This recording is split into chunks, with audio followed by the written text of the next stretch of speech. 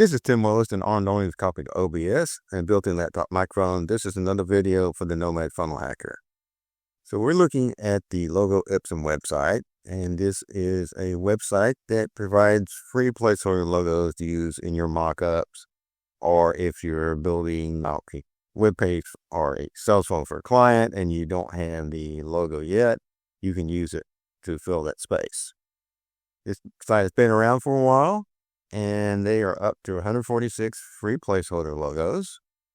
And I did a video about this site last year, but they have made some significant changes and improvements to this site, so it's time for an updated video.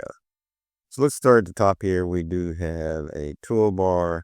The editor we're going to get to in just a bit, but you can search by categories, and you have a sub toolbar there, or you can just do a search by name.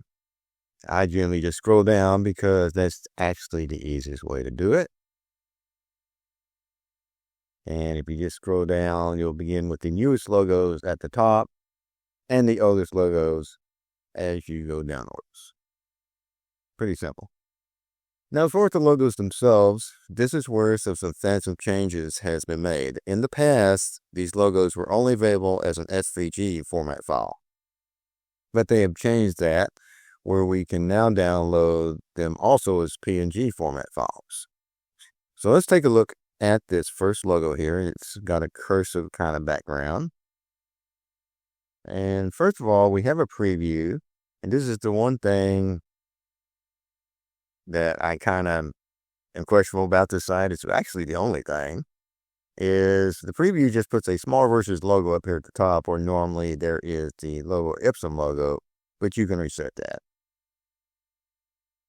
I just don't see that as being a useful thing. We also have a details icon, which brings up this panel, and from this panel you can also access all the icons, download, duplicate, you can share, or get a URL link, all that. It also will give us the colors by hex code used in the logo. And it has the license, and the license is very simple. It's free to use, no permission or attribution required. So if you've ever had to do with attribution, you realize what a big deal that is. And that's really it for that section. Now let's look at the new stuff.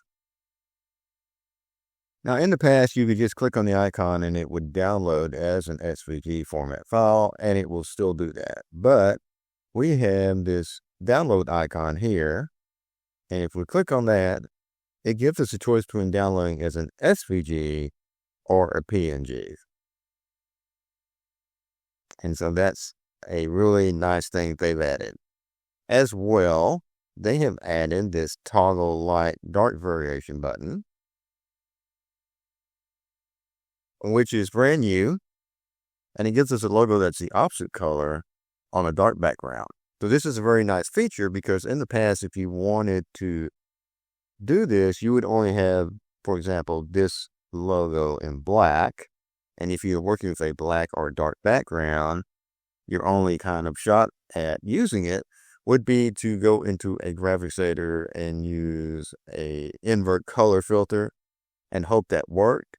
Sometimes it did. Sometimes the results were less than desirable. So that is a very nice thing.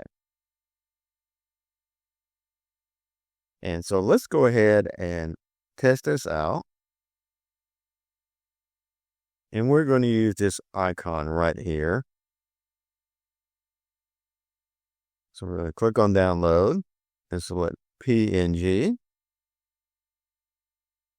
And then we're going to change the background, and we're going to download as PNG again. Now, the one downside to this is that both the file with the light background and the file with the dark background will have the same file name. Now, you see in our folder here that we have both of them. We have the one that gets the light background and the one that gets the dark background.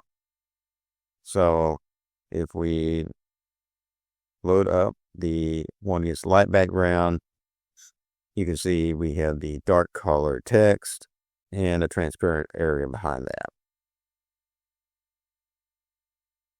If we go to the other one, you see we have a lighter colored text and a transparent background.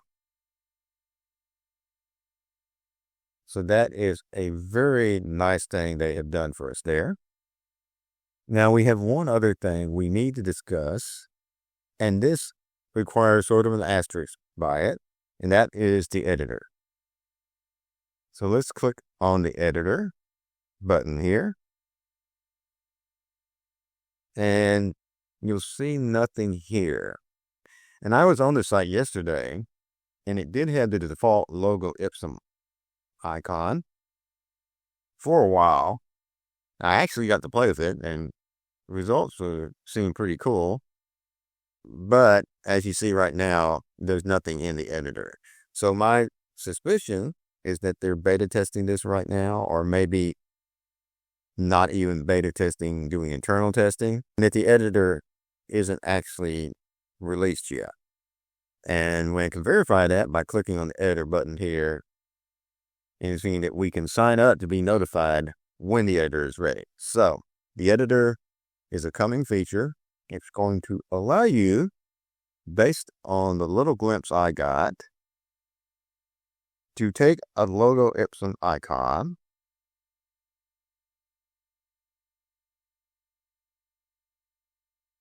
like this one, for example, and you're going to be able to take that icon part and change it for a different icon. So instead of something like this, you'll be able to instead change it to this icon, and then you can also adjust the color of that icon. As well, you will be able to change the color of the text. I don't remember where you can actually change the text or not. As I said, it was very briefly up. I looked at it. I played with it for a couple minutes. That was about the extent of it. But you certainly are going to be able to change the color of that. And you also, looks like they're going to allow you to change the font style. So that is something to be aware is coming, but there is no firm date on when it will actually be made live.